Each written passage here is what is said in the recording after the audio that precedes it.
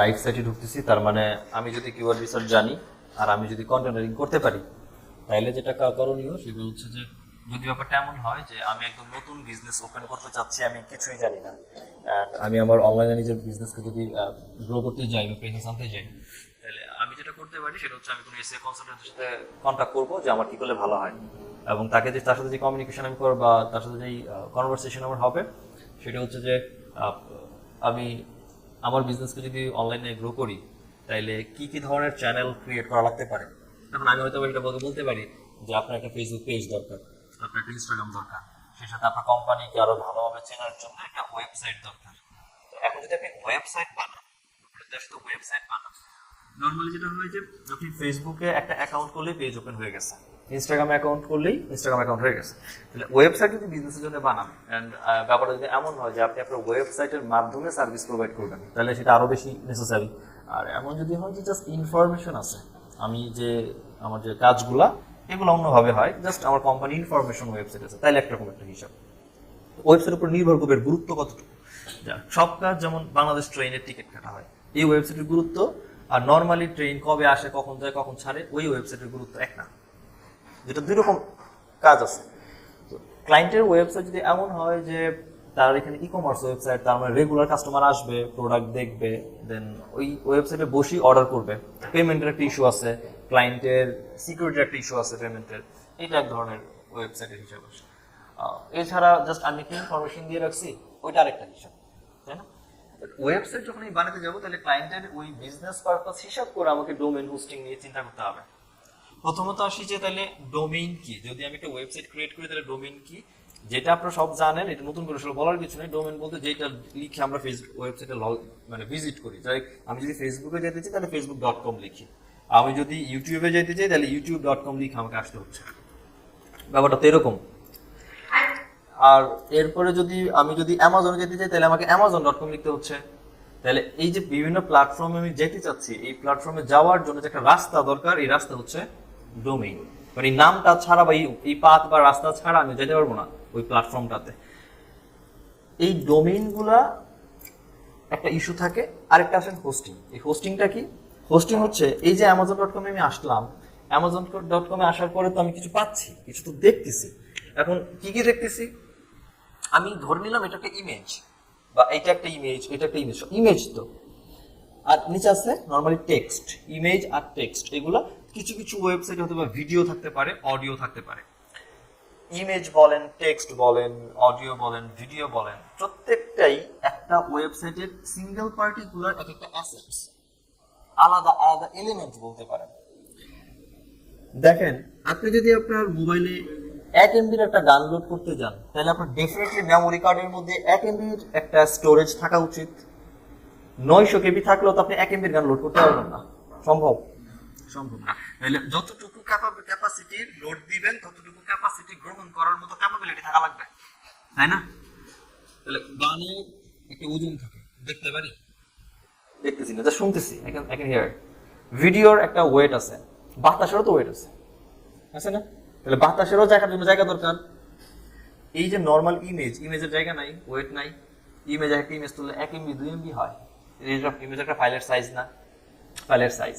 আপনি ধরেন 1 MB বাদ দেন, আপনি 1 KB এর একটা ইমেজ বানাইছেন, ইমেজের সাইজ 1 KB। 1 KB কি জায়গা না? 1 KB তো স্টোরেজ। আপনার কাছে যদি 1 বাইট থাকে তাহলে 1 KB রাখতে পারবেন? বাইট কেবির হিসাব তো বুঝি, বাইট কেবি, এমবি, টিবি, জিবি, এভাবে তো বুঝি তো। আপনার কাছে যদি 200 বাইট থাকে তাহলে 1 কেবির ইমেজ কেমনে রাখবেন? এখন 1000 বাইটে আবার কি হচ্ছে? এই ইমেজগুলো রাখার জন্য, টেক্সটগুলো রাখার জন্য এখন একটা ইমেজ হইতে হতে অনেক ইমেজ আছে। একটা পার্টিকুলার প্রোডাক্টের ভ্যারিয়েশনস এর ইমেজ আছে। তাহলে প্রত্যেকটা পার্টিকুলার ইমেজের একটা ওজন আছে, ওয়েট আছে। সেই সাথে যে এখানে টেক্সট আছে, কিছু টেক্সট বোল্ড, কিছু টেক্সট নরমাল। টেক্সট এই যে বোল্ড, এই যে নরমাল, এই বোল্ড নরমালেরও ওয়েট হয়। বুঝা গেছে? আমরা মনে হয় ওয়েবসাইট কাস্টমাইজেশন শিখছিলাম, যখন বোল্ড দিচ্ছিলাম এলিমেন্টের তখন 700 নামে ফন্টের ওয়েট নিচ্ছিলাম, আর যখন নরমাল ছিল তখন ফন্টের ওয়েট ছিল 400। তাহলে এটা পার্থক্য হচ্ছে। এই ফন্ট, এই ইমেজের একটা থাকার বা রাখার একটা জায়গা দরকার, একটা স্টোরেজ দরকার। এই স্টোরেজটাকে আমরা অফিসিয়ালি ভাষায় বলি হচ্ছে হোস্টিং। বুঝা গেছে?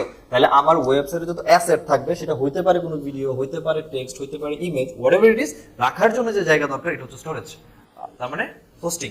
আর আমার ওয়েবসাইটে এই যে অ্যাসেটগুলো রাখলাম এগুলো দেখবে মানুষ, দেখার জন্য ওয়েবসাইট আসতে হবে, আসার জন্য যে রাস্তা দরকার সেটা ডোমেইন। Concept clear? এইবার প্রশ্ন যদি আসে যে বিজনেস পারপাসের ইউটিলাইজেশন কেমন, তাহলে ডিপেন্ড করবে আমি যে কোনো নাম নিলেই তো ডোমেন হয়ে যাচ্ছে। আমি যদি robin.com ডোমেন হবে না, ac.com ডোমেন হবে না, chair.com ডোমেন হবে না, হইতেছে তো। এটা কি আমার বিজনেসের সাথে মিলে কিনা, দ্যাট ইজ দ্য ফ্যাক্ট, নিশের সাথে মিলে কিনা। যেমন আমি healthandsoft.com ওয়েবসাইট যেটা নিয়েছিলাম, healthandsoft.com আমার ডোমেনের নাম, এই ওয়েবসাইটে যদি আমি এন্ট্রি নেই তাহলে এখানে health and others related information পাবো, এর বাইরে তো কিছু নাই। আমি আরেকটা ডোমেন আছে আমার পেট ফুড রিভিউ সাপোজ, এইখানে যে ডোমেনটা এখানে নিশি হচ্ছে পেট ফুড, আমি যখন এই ডোমেনে যাচ্ছি এখানে পেট ফুড ছাড়া কিচ্ছু নাই। কারণ পেট ফুড পেট তো অনেক টাইপের, ক্যাটও হইতে পারে, ডগ হইতে পারে, দুইটা সংমিশ্রণ এখানে আছে, ডগ ফুড ক্যাট ফুড। আমি যদি শুধু স্পেসিফিক কাজ করতাম,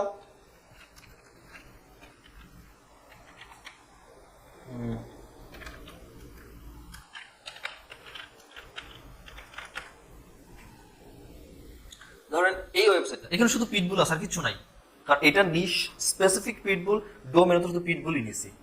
এখানে আমরা তো অন্য জার্মান শেপার্ড ডগ রাখতে পারতাম, germanshepherd.com হইতে পারতো। যদি ডোমেন নিতাম এবং সেটার মধ্যে পিটবুল নিয়ে লিখতাম, আমার কোনো ক্ষতি ছিল? আমি যা খুশি লিখতে পারি। facebook.com কেউ ভালো কাজে ইউজ করতেছে, কেউ খারাপ কাজে ইউজ করতেছে, তার মানে ভালো খারাপ দুই ধরনের কন্টেন্টই আছে, কোনো নিষেধ আছে? কোনো নিষেধ নাই।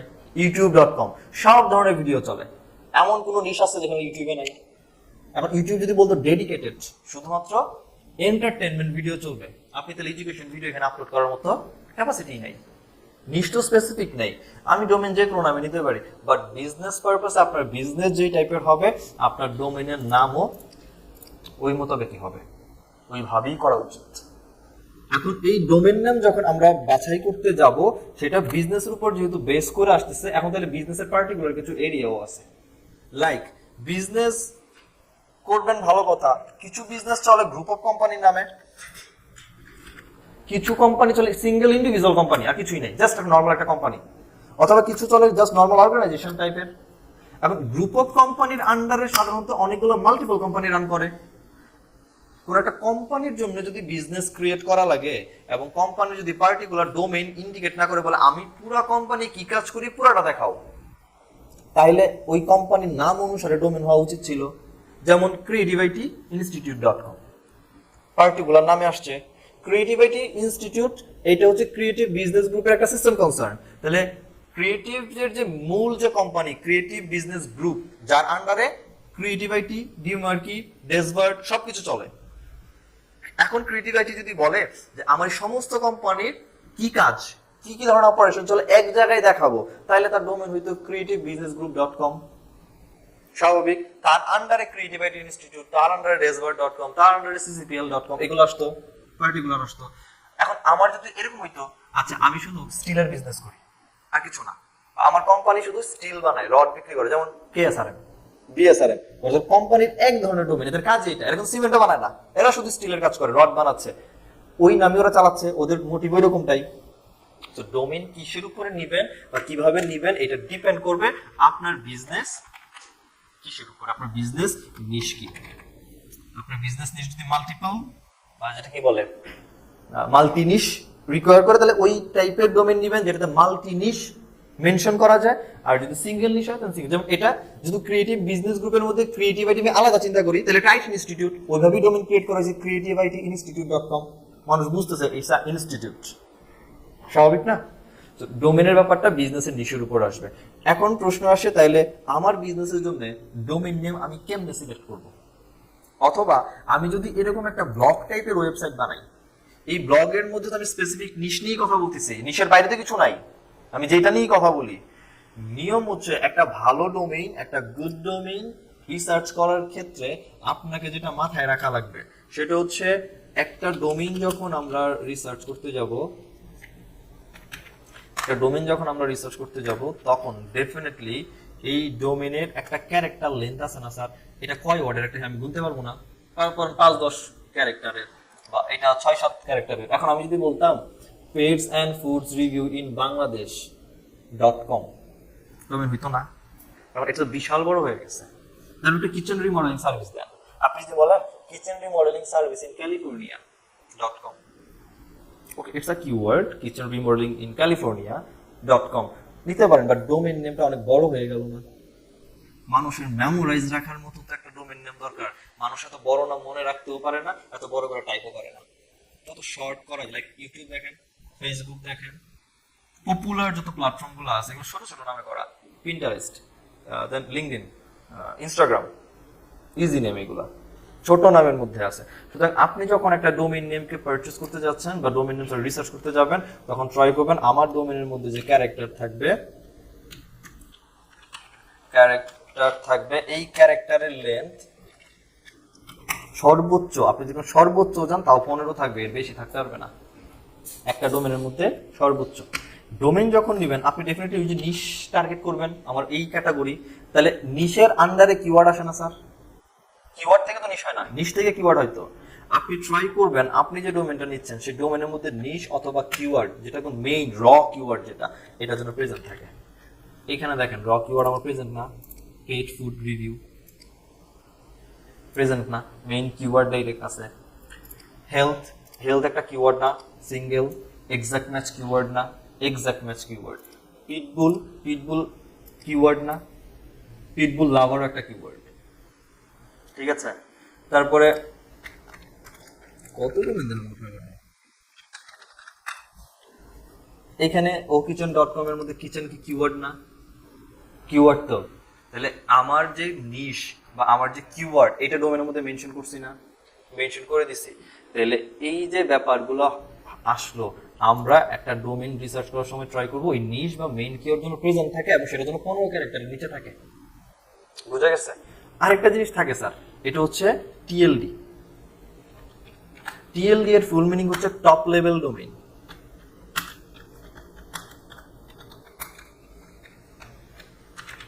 Top level domain, top level domain হচ্ছে আমরা ডোমেনের নামে শেষে .com দেখি, .net দেখি, আর কি দেখি, আর যেটা আর এই কোন কিছু দেখছেন? আর দেখেন নাই? বিডি তো আলাদা, বিডি পড়ে যাচ্ছি, আইও। তারপরে কান্টি দিয়া, আচ্ছা টপ লেভেল ডোমেন। এই টপ লেভেলের ডোমেনের মধ্যে অনেকগুলো ভ্যারিয়েশন আছে, তার মধ্যে আগে এটা একটু শেষ করি। .com ডোমেন সাধারণত টপ লেভেলের ডোমেন তো এরাই আছে, .com, .net, .org, .info, এই কয়েকটা। আচ্ছা কেন .com না নিয়ে .net নিচ্ছে মানুষ, বা .net না নিয়ে .org নিচ্ছে, বা কার জন্য কে ইউজ হয় বলেন? কারো যদি আইডিয়া থাকে করলাম, সুন্দর। .com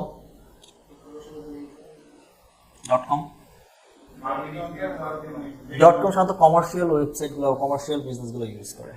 .com, .mil পৃথিবীতে যত ডিফেন্স আছে,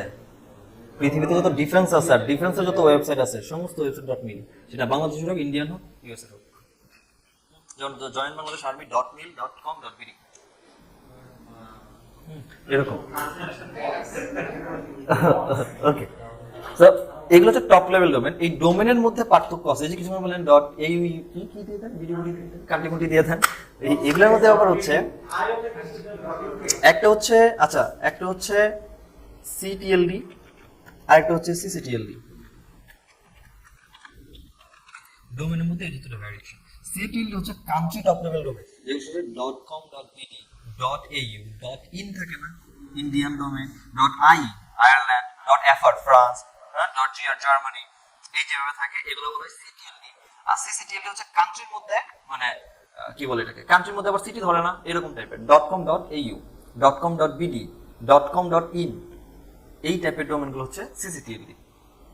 এটা হচ্ছে পার্থক্য। তাহলে নরমাল যে ডোমেন জাস্ট .com, .info যাচ্ছি, নরমাল .com, .net, .info এগুলো হচ্ছে শুধু TLD, টপ লেভেল ডোমেন।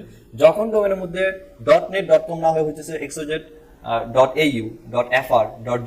বা সরি জেপি .gr, মানে জার্মানি, ফ্রান্স, আয়ারল্যান্ড, ইতালি, এভাবে যেভাবে আসে এগুলো হচ্ছে CTLD, country top level domain. আমি যদি বলি .com.au, তার মানে country and top level domain দুইটাই নিছি, এটা হচ্ছে সিটিএলডি। বুঝা গেছে? এটাই তো বললাম, সিটিএলডি হচ্ছে কান্ট্রি টপ লেভেল ডোমেন, যেটার মধ্যে কোনো .com থাকে না, জাস্ট .au, .in এরকম থাকে। আর সিসিটিএলডি হচ্ছে .com.bd, .com.in, .com.au। বুঝা গেছে? এখন একটা হিসাব আছে, দিন শেষে এই যে ডোমেনগুলা দেখতেছি, এই ডোমেনগুলা অন কাইন্ড অফ ভাড়া চলে, এবং এই ভাড়াটা হচ্ছে বছরের। 1 বছর আপনি কিনবেন, পরের বছরে গিয়ে এটা আবার নতুন করে রিনিউ করবেন। এখন এই ডোমেনগুলা কেনার জন্য বিভিন্ন প্ল্যাটফর্ম আছে। টপ বা টিএলডি ডোমেন আপনি মোটামুটি সব জায়গা থেকে কিনে দিন, কিন্তু সিটিএলডি আর সিসিটিএলডি সব জায়গা থেকে কেনা সম্ভব না।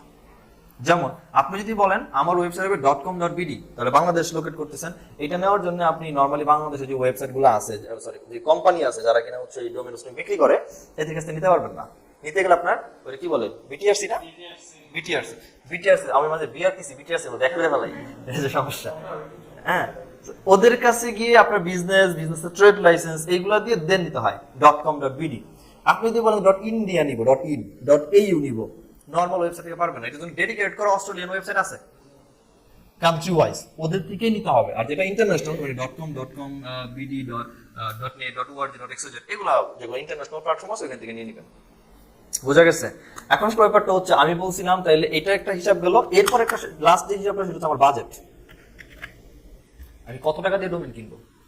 স্যার ডোমেনের হিসাব যদি বলেন আপনি, ডোমেনের আমি ডলার প্রাইস হিসাব করলে মিনিমাম $10 থেকে শুরু হয়, 1 কোটি টাকাও আছে একটা ডোমেনের দাম, মানে $1 কোটি। $1 কোটি ডোমেনের দাম আছে, যেটা মানুষ কেনে। ওকে, সো যেমন আমি জাস্ট উদাহরণ দেখি কেন এরকম দাম বাড়ে, কেন দাম। আমি যখন ডোমেন কিনতে যাব স্যার, এই ডোমেনের একটা প্রাইসের একটা ব্যাপার থাকে। কেন প্রাইসের ব্যাপার থাকে এটা অলরেডি বললাম, ঠিক আছে? আমার ধরেন বাজেট $10, আমি এবার ডোমেন যখন কিনবো, ডোমেন হয় 2 রকমের, একটা হচ্ছে নিউ ডোমেন, একটা হচ্ছে এক্সপায়ার্ড ডোমেন। নতুন ডোমেন আপনার আগে কেউ কিনে নাই, আপনি আজকে প্রথম কিনতে যাবেন। এক্সপায়ার্ড ডোমেন বলতে সেকেন্ড হ্যান্ড ডোমেন, আগে কেউ ইউজ করছে, এখন আপনি ইউজ করবেন। বুঝা গেছে? নতুন ডোমেন রিসার্চটা আগে একটু দেখে নিই। নতুন ডোমেন যখন আমরা রিসার্চ করতে যাব, আপনার মাথায় প্রথমে যেটা আসে সেটা হচ্ছে নিশ অর ক্যাটাগরি কি। ধরে নিলাম আমরা হেলথ এন্ড সফটওয়্যারের মতো একটা ব্লগ ওয়েবসাইট বানাবো, এবং এটার মধ্যে আমি যে ক্যাটাগরি দিলাম সেটা হচ্ছে, ধরেন যে আমি যেটা নিয়ে আসলে কাজ করতে চাচ্ছি আজকে, সেটা হচ্ছে হাইকিং রোপ। এটা ভালো ডিমান্ড আছে, অ্যামাজনে প্রচুর সেল হয় এটা। যারা হাইকিং এ যায় তার এই ধরনের অ্যাকসেসরিজ গুলো কিনে, হাইকিং রিলেটেড অ্যাকসেসরিজ বলেন, রোপ বলেন, এগুলো কিনে। আমার কাছে যদি নরমালি চিন্তা করি আমি .com ডোমেন নিব, কারণ .com ডোমেন বেশি দামে বিক্রি করা যায়। পরবর্তী সময় যদি মনে হয় আমার বিজনেস আমি বিক্রি করে দিব কোথাও, আমি আর পারতেছি না, আমি আর ইউজ করতে না, .com ডোমেন সবথেকে বেশি দামে বিক্রি হয়, আমি .com ডোমেন নিব। এখন ধরেন আমার কাছে মাথায় কি আসতে পারে, হাইকিং রোপ .com। আপনার মাথায় যেটা আসছে, এই কমন বুদ্ধি ওনার মাথায় আসছে, উনি আগে নিয়ে হয়েছে, আপনি কেমনে নিবেন? সম্ভব না। ডোমেন নেম একটা ইউজার নেমের মতো, একবার কেউ নিয়ে নিলে ওই ব্যক্তি যদি ওটাকে না ছেড়ে দেয়, তখন পর্যন্ত আপনি আর এটা ইউজ করতে পারবেন ওই নামে। বুঝা গেছে? আমার কাছে কিছু তাহলে আইডিয়া জেনারেট করা দরকার, তাহলে একটা ওয়েবসাইট ইউজ করব, জানা হচ্ছে instantgenerator.com, ডোমেইন জেনারেটর। আচ্ছা, আমরা দিব হচ্ছে domain name generator. Domain name generator লিখে সার্চ করলে গুগলে একটু খুঁজলেই পাবো, এই যে ইনস্ট্যান্ট নেম জেনারেটর। ডোমেইনের ইউআরএল নাম হচ্ছে instantdomainsearch.com। এই ওয়েবসাইটটাতে আসবেন, আসার পরে আপনার যে নিশ অথবা কিওয়ার্ড যেটাই বলেন, এটার আপনি একটু সার্চ করেন, হাইকিং রোপ। এখানে আপনাকে সাজেশন দিচ্ছে, প্রত্যেকটার পাশে বাই লেখা আছে, তো আমরা এগুলো আমি কিনতে পারবো। নতুন ডোমেন, তার মানে আমার একটা আইডিয়া দিচ্ছে যে এই নামে আপনি দেখেন, যদি মনে হয় আমার জন্য এগুলো ওকে না, নিচে লোড মোর আছে, ক্লিক করেন, এখান থেকে মেবি অনেক নাম পেয়ে যাবেন। এবং এই ডোমেনগুলো কেউ কিনে রাখছে এবং বিক্রির জন্য দিয়ে রাখছে। কেন বলছি? বুঝা গেছে যে $10 ডোমেন হয়, 50,000, 1 কোটি টাকার ডোমেন হয়। আমি যদি একটু এখান থেকে দেখা ট্রাই করি, তাহলে ছোট নাম খুঁজে খুঁজে মনে হয় এখান থেকে পাইতে পারি। হাইকিং রোপিং, আর এই হাইকিং gohikingrope.com, এটা সুন্দর একটা নাম আসে। আচ্ছা, তাহলে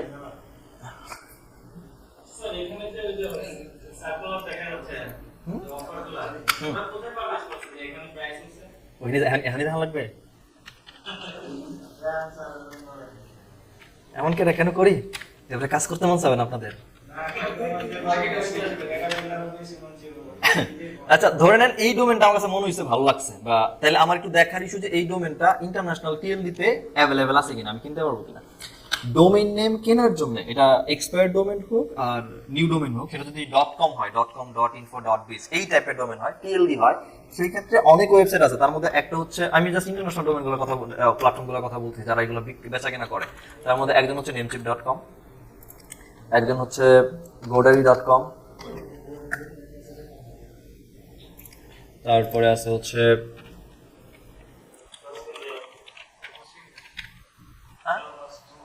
bluehost.com, hostgator.com, hostinger.com। এগুলো প্রত্যেকটা হচ্ছে ইন্টারন্যাশনাল প্ল্যাটফর্ম যেখান থেকে আপনি ডোমেন পারচেজ করতে পারেন। প্রত্যেকটা ওয়েবসাইট যেহেতু ইন্টারন্যাশনাল, তো সমস্যা হচ্ছে প্রাইসিং এর দিকে। ধর নেমচিপ একটা ডোমেনের দাম যদি বলে $10, গোডের সাথে হয়তো বলতেই পারে $5, সেম ডোমেন। ব্লুহোস্ট এসে হয়তো বলতে পারে সেটা $14। আপনি একটু চেক করে দেখেন কোন প্ল্যাটফর্মে দাম কম বেশি হচ্ছে, আপনার যেখান থেকে ছাড় বলেন বা কুপন ইউজ করে কম দামে কিনতে পারেন, সেখান থেকে পারচেজ করবেন ডেফিনেটলি।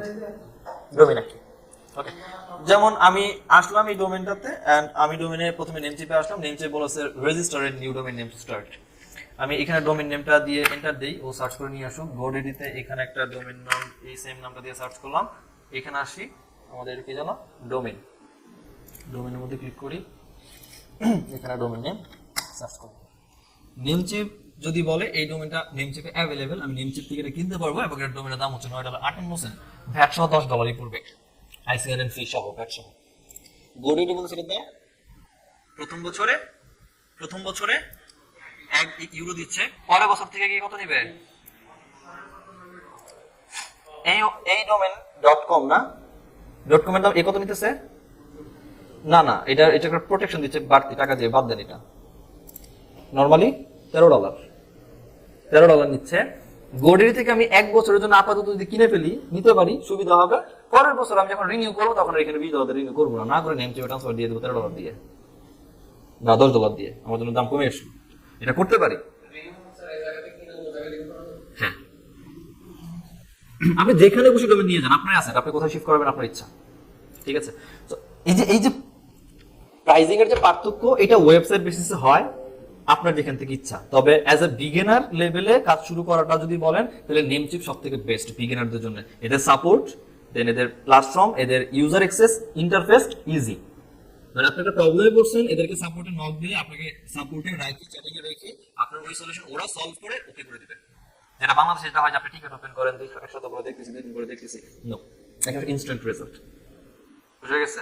আচ্ছা, নতুন ডোমেন রিসার্চ করতে গেলে তাহলে জাস্ট ইনস্ট্যান্ট ডোমেন সার্চে আপনার বিজনেস নাম দেন, একটু খোঁজেন ওই আছে কোনটা আপনার সাথে পারফেক্ট যাচ্ছে, এন্ড ওকে মনে হলে এই ডোমেনটা না। বুঝে গেছে? ওকে, এইবার আসেন এই নতুন ডোমেন বাদ দিলে যেটা আসে সেটা হচ্ছে এক্সপায়ার্ড ডোমেন। তাহলে নিউ ডোমেন গেল, নিউ ডোমেনের পরে আসে কি জানো, এক্সপায়ার্ড ডোমেন। আচ্ছা, এই যে এক্সপায়ার্ড ডোমেনের ব্যাপারটা, সেটা হচ্ছে second hand domain. Second hand ডোমেনটা বা ডোমেনটা একটা এক্সপায়ার হয় কখন? এই যে healthandsoft.com আমি চালাচ্ছি এখন, 1 বছর পর রিনিউ করতে হবে।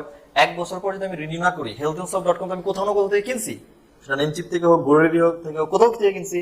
1 বছর পর গোডেডি বা নেমচিপ থেকে যদি আমি এটাকে রিনিউ না করতাম, ওরা ওইটাকে আস্তে করে এক্সপায়ার করে দিত। এক্সপায়ার হইলে সমস্ত এক্সপায়ার জিনিস একটা ডাস্টবিন থাকে, ডোমেনের যেমন একটা ডাস্টবিন আছে, সেখানে সে ফালায় দেয়। ওইখান থেকে যে কেউ যদি টোকায় নিয়ে আবার এটাকে ঘষা করে চালু করে, ওইটা থাকবে। হ্যাঁ, এক্সপায়ার্ড ডোমেনের এখন সুবিধা কি আর নতুন ডোমেনের সুবিধা অসুবিধা কি? আমরা ডোমেনের ডিএপিএ জানি স্যার, ডিএপিএ কার আন্ডারে আসে? ডোমেন আন্ডারে হয় না?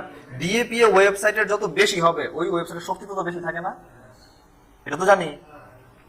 একটা ডোমেন আপনি যে 1 বছর 2 বছর চালাইছেন, তার মানে কাস্টমার ট্রাফিক আসছে, আপনার ডোমেন ডিএপিএ তো বাড়ছে স্যার, স্বাভাবিক। নতুন একটা ডোমেন কেনা মানে ডিএপিএ 1 থেকে শুরু হচ্ছে। আর আপনি যখন একটা এক্সপায়ার্ড ডোমেন কেউ ইউজ করছে, তার মানে ধরেন ডোমেনের ডিএপিএ হচ্ছে 10 আর 50 ধরে নিতে পারি, আমি ধরলাম এত আছে। এই ব্যক্তি এটাকে রিনিউ করে নাই মানে এই তার ডিএপিএ গায়েব হয়ে যাবে, ব্যাপারটা এমন না, এটা থাকবে। এই ব্যক্তি যখন আমরা সামনে শিখবো অফ পেজ এসইওর কাজ, যখন উনি কাজ করছে ওনার কন্টেন্টকে র্যাঙ্কে নেওয়ার জন্য অন পেজ এসইও করার পাশাপাশি মানে অফ পেজ এসইও, তার কারণে আমরা ব্যাকলিঙ্ক বলি, ব্যাকলিঙ্কও বানাইছে। ওই ব্যাকলিঙ্ক গুলো ডোমেনের পিছন থেকে সরে না, জন্যই থাকে। তাহলে ব্যাকলিঙ্ক আমার জন্য এক্সট্রা ফ্যাসিলিটিস দিচ্ছে যেটা আমাকে র্যাঙ্কে নিয়ে যাবে। গুগলে কোনো না কোনো সময় ওই ডোমেনের কোনো কন্টেন্ট কিছু কিওয়ার্ডের জন্য র্যাঙ্কে থাকতে পারতো, ওই কিওয়ার্ডের জন্য যে র্যাঙ্কিং ওইটাও গুগল তার সার্চ থেকে খুব সহজে সরায় না, খুব কম সময়ের মধ্যে যদি এক্সপায়ার হয়। যদি এখন 2 বছর আগে এক্সপায়ার হয়েছিল, 3 বছরের মাথায় আমি খুঁজে পেয়েছি, ইটস আ ডিফারেন্ট কেস। কালকে এক্সপায়ার হয়েছে আজকে খুঁজে পেয়েছি, 1 মাস আগে এক্সপায়ার হয়েছে আজকে খুঁজে পেয়েছি, দেন এইগুলোর যে ইন্ডেক্স করা থাকে গুগলে এটা সরে না। তার মানে আমার অলরেডি এমন একটা ডোমেন কিনতে পারতেছি যেটা অলরেডি র্যাঙ্ক করা, আমি শুধু কিওয়ার্ডের জন্য কন্টেন্ট লিখবো বের করে, সেটা এসইএমআর দিয়ে বের করে ফেলা যায়। বুঝা গেছে? তাহলে একটা এক্সপায়ার্ড ডোমেনের ডিএপি থাকতে পারতো। আরেকটা জিনিস থাকে সেটা হচ্ছে স্প্যাম স্কোর। এটা কি দেখছিলাম? একটা ডোমেনের একটা স্প্যাম স্কোর থাকে। এই স্প্যাম স্কোরটা কি এটা পরে দেখবো না? এই স্প্যাম স্কোর ওয়েবসাইটের যত বেশি হবে গুগলে আপনার ডোমেন পেনাল্টি খাওয়ার সম্ভাবনা তত বেশি হবে। স্প্যাম স্কোর যত কম হবে আপনার ওয়েবসাইট গুগলের তত বেশি ভালো। স্প্যাম স্কোর মানে হচ্ছে আপনি খারাপ কিছু করছেন, সহজ কথা। এই স্প্যাম স্কোর রাখা যাবে না। তো স্প্যাম স্কোর যত আমরা বিলো 5 রাখতে পারি। আপনার পেছনে আপনার র্যাঙ্ক করতে পারি নাই, মানে আপনাকে টপ পেতে পারি নাই, তো আপনার ওয়েবসাইটের ব্যাকএন্ডে বসে আপনি আপনার নামে খারাপ ব্যাকলিঙ্ক বানাইছেন, যেটা আমরা বলি রিভার্স ইঞ্জিনিয়ারিং। রিভার্স ইঞ্জিনিয়ারিং করার কারণে হচ্ছে স্প্যাম স্কোর হয়। আপনি কন্টেন্ট লিখছেন চুরি করে, ওটা কপি করছেন 200-300 অর্ডার কন্টেন্ট লিখে পাবলিশ করে দিয়েছেন, যেগুলো আমরা থিন কন্টেন্ট বলি। এই থিন কন্টেন্টের জন্য পেঙ্গুইন হচ্ছে অ্যাটাক করে, স্প্যাম স্কোর বাড়ে। ঠিক আছে? আপনি যারা তারা লিঙ্ক দিয়ে দিয়েছেন, আপনি লিখছেন সাবান নিয়ে, আপনি হুইল পাউডারের লিঙ্ক দিয়ে রাখছেন, হইল না তো। বোঝা গেছে? এই আনুষঙ্গিক অনেকগুলো কারণ থাকে যেগুলো স্প্যাম স্কোর বাড়ে। তাহলে একটা এক্সপায়ার্ড ডোমেনের মধ্যে ডিএপি একটা ম্যাটার করে, স্প্যাম স্কোর। এখন ব্যাপারটা হচ্ছে আমি একজন ব্যক্তি 2 বছর 3 বছর একটা ডোমেন চালাইছে, একটা ওয়েবসাইট চালাইলো বিজনেস করার জন্য, 3 বছর পরে রিনিউ কেন করবো না? প্রবলেম কই? আপনার কাছে একটা মোবাইল ফোন আছে, 2 বছর চালাইলেন, 4 বছরের মধ্যে গিয়ে বিক্রি করে দিচ্ছেন কেন? কারণ আছে, হয় পানিতে পড়ে গেছে, কাজ করতেছে না, স্ক্রিনের সমস্যা, ফাইটে গেছে, ব্যাটারি ঠিক নাই, ব্যাটারি দুবার চেঞ্জ করছেন, ক্যাচিং চেঞ্জ করছেন, কিছু তো করছেন, তার মানে কোনো না কোনো প্রবলেমের জন্য ছাড়ছেন। আর যদি খুব বেশি ভালো মানুষ হন তাহলে বড় ভাই বিদেশ থেকে আইফোন পাঠাই সেটা বিক্রি করে দিচ্ছে। অর্থ এটাই, 2টা কারণ থাকতে পারে। ওয়েবসাইটের ক্ষেত্রে ব্যাপারটা এমনই হয়। এক হইতে পারে যে এই ব্যক্তি এখন আর চালাচ্ছে না, কারণ হচ্ছে উনি অন্য বিজনেস ধরছে, এই বিজনেস আমার সাথে যাচ্ছে না, এই জন্য ওয়েবসাইট চালাচ্ছে না, কোনো সমস্যা নেই ছাড়া। আর কিছু কারণে যেটা ম্যাক্সিমাম কারণে ডোমেন ছেড়ে দেয় সেটা হচ্ছে ওনার উদ্দেশ্য ছিল গুগল থেকে টাকা ইনকাম করবেন। কারণ আমার দিন শেষে তো বিজনেস, আমি যে কষ্ট করে কেমনে আপনি বোতল আমার কিনবেন, কেমনে বোতল আমার বেস্ট বোতল আমার বাছাই করবেন, কোন কুত্তার জন্য কোন খাবার সবচেয়ে বেটার, এটা আমি কষ্ট করে লিখতেছি, আমার বেনিফিট কই দিন শেষে?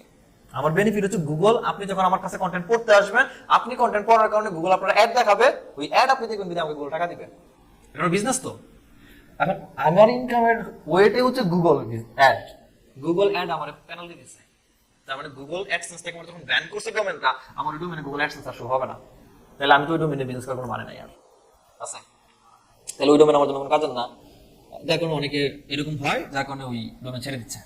মাঝে মাঝে গুগল পেনাল্টি দেয়, ওই যে বলছিলাম তোমার 36 নম্বর পজিশনে ফেলায় রাখবো আর ছাড়বো না। ওই ডোমেনে আমি র্যাঙ্কে যদি আসতে না পারি, এসইও করার কোনো লাভ আছে?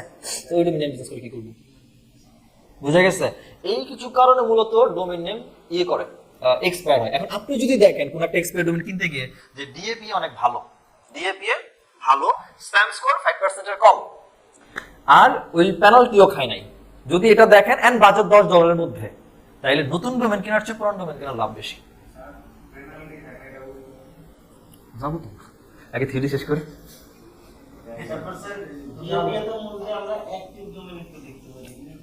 ওইটাও দেখে লাভ একটু পরে।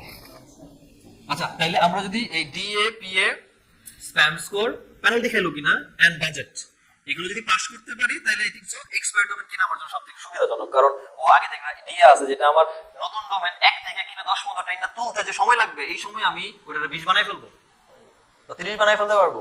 তাহলে আমার ডোমেনের ওই যে বলেন ডোমেনের দাম বাড়ে কেমনে, এত প্রাইস ভ্যালু কেন হচ্ছে?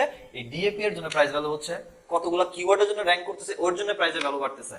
কিওয়ার্ড ডোমেনের মধ্যে মেইন কিওয়ার্ড কেমন আছে এটার জন্য, আর কত ক্যারেক্টারের মধ্যে আছে এটার জন্য এই ডোমেনের প্রাইস যে এত দামে বিক্রি করতেছে কন্টেন্ট সহ, এটা মূল কারণ। বুঝতে পারছেন? এখন তাহলে চলেন যে এই ডোমেন এক্সপায়ার ডোমেন বাইর করবো কই থেকে। প্রথমে এক্সপায়ার ডোমেন বাইর করি, তারপরে তো দেখবো যে পেনাল্টি আছে কিনা। হ্যাঁ, তাইলে এক্সপায়ার্ড ডোমেন বের করার জন্য আমরা একটা ফ্রি আর পেইড দুইটাই হচ্ছে দেখাই দিচ্ছি। ফ্রিটাকে দেখে নিই। যত ডোমেন ডিলিট হয়, যত ডোমেন এক্সপায়ার হয়, সবকিছু ডোমেনের জন্য হচ্ছে expired domain dot net.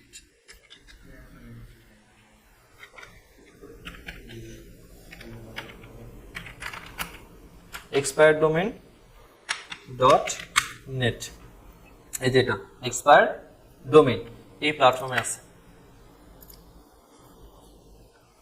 Total কত কি পরিমাণ ডোমেন আছে?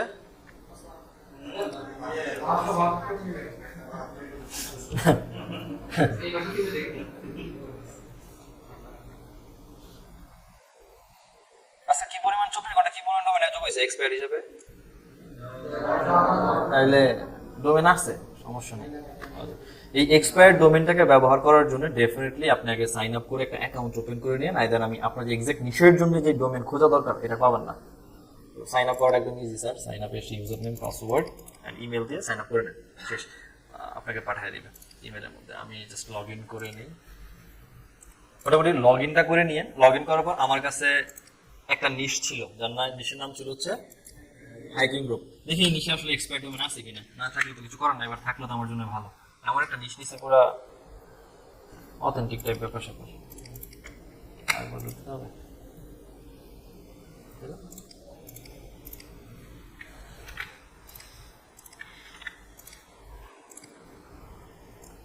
হাইকিং রোপ এখানে কয়টা পাইছে? খুব বেশি ডোমেন এটা তো নাই, আর এই ডোমেনগুলা এখানে কিছু ডোমেন আছে। আচ্ছা এখন দেখেন এখানে কিছু ডোমেনের মাঝখানে হাইফেন আসছে না স্যার? হাইফেন যুক্ত কোনো ডোমেইন, সেটা এক্সপায়ার্ড হোক আর নিউ হোক, কখনোই নিয়েন না। যদি ব্র্যান্ডেড না হয় বা কোম্পানি যদি কোনো ব্র্যান্ড ভ্যালু করতে না পারে, তাহলে হাইফেন ওয়ালা ডোমেনগুলো এখন রেখে দেয় না, কোনো ডোমেনই না। হাইফেন ওয়ালা ডোমেন নেবেন না, এটা একটা ইস্যু। হাইফেন ওয়ালা ছাড়া নেন। বাট এমনি Europe for hiking, hiking in Europe dot net, dog hiking Europe, go hiking in Europe dot com, এটা কি অ্যাভেলেবেল আছে না? 18 ডোমেন এটা যদি একটু দেখি একটু জাস্ট, এটা গোডেরিতেও পাবো, নেম চিপেও পাবো। দেখি নেম চিপিটা কত টাকায় বিক্রি করতে চাচ্ছে।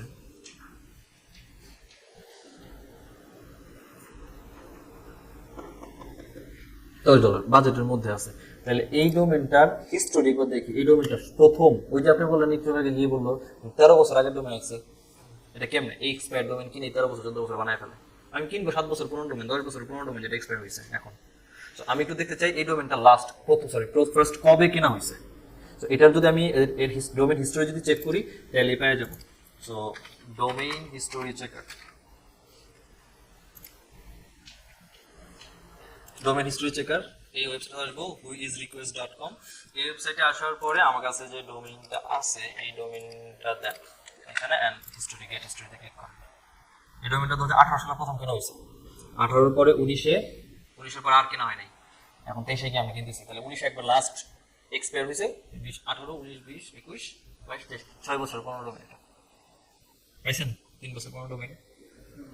এখন যদি এটা মনে হয় এটা ওকে আমার জন্য ওকে অ্যান্ড আমার প্রাইসিং যেহেতু ঠিক আছে অ্যান্ড ডোমেনের বয়স ঠিক আছে, তাইলে এবার চেক দেওয়া উচিত এই ডোমেন গুগল অ্যাডসেন্স থেকে পেনাল্টি খেয়েছে কিনা, ব্যান হয়ে খেয়েছে কিনা। গুগল অ্যাডসেন্স চেকার,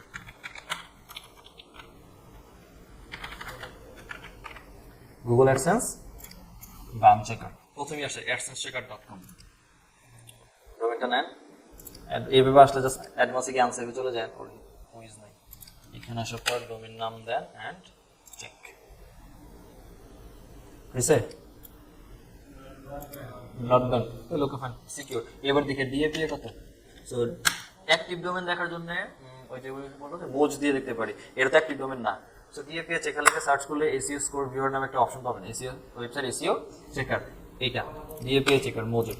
এটাতে আসেন, এখানে আপনার যে ডোমেনের নামটা এটা দিয়ে দেন, I am not robot check DA PA, DA PA total backlink, quality backlink, spam score সব আছে, ঠিক আছে।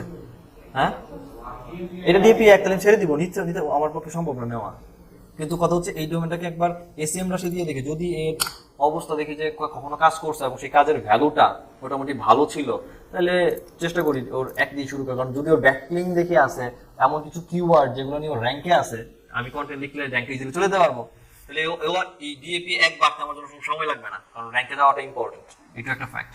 সো ডোমেইন ওভারভিউতে চলে আসবো। ডোমেইন ওভারভিউতে আসার পরে এই হচ্ছে আমার ডোমেইন, মানে এক্সপায়ার্ড ডোমেইন কিনতে গেলে একটু 10-12 জায়গায় ঘুরে আসতে হবে। কিছু আছে বাদ, এইভাবে একটা একটা একটা করে খোঁজা লাগবে স্যার।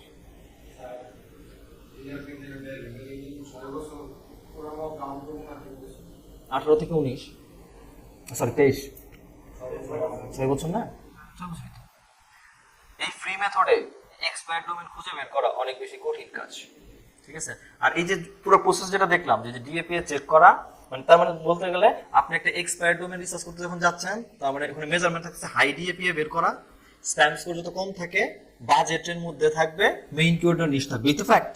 তাহলে এইটা নিয়ে স্যার ফাইবারে কাজই আছে স্যার, হুদাই এইটাই কাজ, আর কিছুই না। মানে তার মানে ক্লায়েন্টে শুধুমাত্র ফাইবারে আপনি এক্সপায়ার্ড ডোমেইন খুঁজে দিবেন, আর কিছু না। কি রে ফাইবার কই?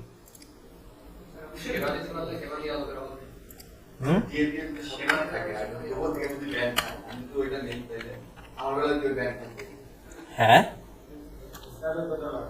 না না, ব্যান হওয়ার ডোমেইন তো নেওয়া যাবে না। এই ব্যক্তি স্যার $15 দিয়ে এক্সপায়ার্ড ডোমেইন রিসার্চ করে দেবে বলছে না? আর কোনো কাজ নেই, এই বছর এই যত এক্সপায়ার্ড ডোমেইন বের করে দেবে মোটামুটি 30-এর উপরে ক্লিন একদম web art story anchor text clean থাকবে, রাইট এজ থাকবে, স্প্যামস ফ্রি ডোমেইন। আমি দেখা যাইতে আছি একটু পরে, সব পাবেন। এখন এই ডোমেইন যে উনি বের করবে রিসার্চ করে, উনি কি কি টুল ইউজ করবে? মোজ, ম্যাজেস্টিক, এইচট্র্যাপ, ডমক্যাপ, expireddomain.net। এখন কিন্তু আমরা এটাই দেখছি, রাইট? স্প্যামজিলা, ওয়েবএক মেশিন, এই হচ্ছে জায়গা, এই সবগুলো জায়গা দিয়ে ইউজ করতে পারেন। ডমক্যাপের জায়গা হচ্ছে ডোমেইন রিসার্চের, এক্সপায়ার্ড ডোমেইনের কাজ হচ্ছে ডোমেইন রিসার্চ, আর স্প্যামজিলা হচ্ছে একটা প্রিমিয়াম। এটা যদি আপনার কাছে থাকে আর কারো দরকার নেই, এসিএমএস থাকলে যেমন আর কোনো টুলসের দরকার নেই, সব এই স্প্যামজিলা থাকা মানে এক্সপায়ার্ড ডোমেইন ফাইন্ডিং এর জন্য কিছু দরকার নেই। এই স্প্যামজিলা আপনারা বলে দিবে একটা ডোমেইনের নাম, ডোমেইনের সোর্স, টিএফসিএফ, ব্যাকলিংক কি পরিমাণ আছে, এইচটিএফ এ ব্যাকলিংক কত, ডিএপি এ মোজের কত, এই ডোমেইনের বয়স কত বছর, ডোমেইনের দাম কত, কবে এটা এক্সপায়ার হয়েছে। ভালো লাগলে এদিকে কিনে ফেলে, এক জায়গা থেকে শেষ। এই যত রিসার্চের কথা বলছি এক জায়গা থেকে শেষ। বাংলাদেশে ইহা 500 টাকা দিয়ে খরিদ করা যায়, আর আপনি জিরোতেও পাইতেছেন, অনলি 25টা ডোমেইন পাওয়া যাবেন। বাট ওইভাবে এই যে একদম ফিল্টার করা, এই ব্যাপারটা সম্ভব না। এটার জন্য মান্থলি $37 না গিয়ে মান্থলি 500 টাকা দিয়ে নিয়ে নেবেন, যদি আপনি ওই টাইপের সার্ভিস দেন এক্সপায়ার্ড ডোমেইনের দেন।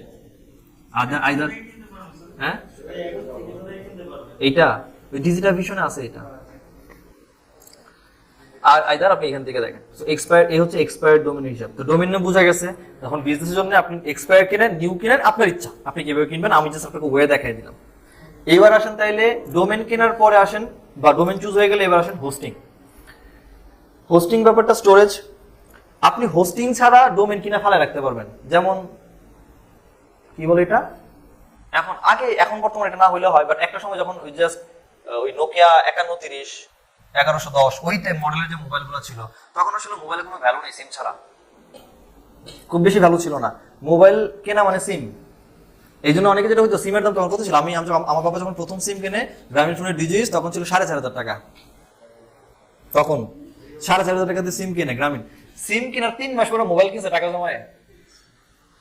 গভর্নমেন্ট লোক, সুতরাং ওই স্যালারির বাইরে তো সমস্যা এর বাইরে তো নাই।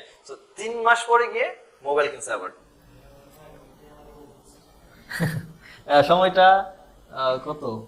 আর হোস্টিং এর ব্যাপারটা আসেন, আপনি হোস্টিং ছাড়া শুধু ডোমেইন কিনে ফেলায় রাখতে পারেন, কোনো সমস্যা নাই। কিন্তু ডোমেইন হোস্টিং কিনবেন আর ফেলায় রাখবেন, এটা সম্ভব না। হোস্টিং কিনতে গেলে ডোমেইন লাগবেই, ডোমেইন ছাড়া হোস্টিং কিনা সম্ভব নয়, কিন্তু ডোমেইন হোস্টিং ছাড়া সম্ভব। এখন আসেন হোস্টিং কি, সহজ কথায় বলে দিচ্ছি আমি, স্টোরেজ। এটাকে যদি আবার আমি একদম অফিসিয়াল ভাষায় আসি, ইটস কাইন্ড অফ সার্ভার। এটা তো বুঝি, সার্ভারকে আপনি আরেকভাবে চিন্তা করতে পারেন, এটা একটা ভার্চুয়াল কম্পিউটার। এখন একটা কম্পিউটারের যদি আপনি নরমালি কিনতে যান, কি কি দেখেন? র্যাম দেখেন, বলেন। এরপরে একদম এসেনশিয়াল পার্ট, যেটা না দেখলেই না, কি কি দেখেন? আর ডিসপ্লে, আচ্ছা এটা ডিসপ্লেটা বাদ দিলাম, আমি জাস্ট পিসির কথা বলছি, আমি মনিটর যাই নাই, ল্যাপটপে যাই নাই, শুধু পিসি, জাস্ট পিসি। স্টোরেজ দেখি, তার মানে স্টোরেজে আমরা এখন বর্তমানে মনে হয় হার্ড ডিস্ক আছে না, এসএসডি আছে, ওকে। আর কি দেখি, র‍্যামের মধ্যে কিছু দেখেন না? এটা ছাড়া কি দেখেন র‍্যামের ভিতরে? র‍্যামের ভিতরে কি দেখেন? আপনি বলছেন র‍্যাম আছে 2 GB 4 GB 5 GB 10 GB 16 GB 32 GB, এই ছাড়া কি দেখেন র‍্যামের ভিতরে? এটা ছাড়া কি দেখেন কোম্পানি ছাড়া? এটা তো মাদারবোর্ডের উপর ডিপেন্ড করে এক্সপেন্ডেবল কিনা।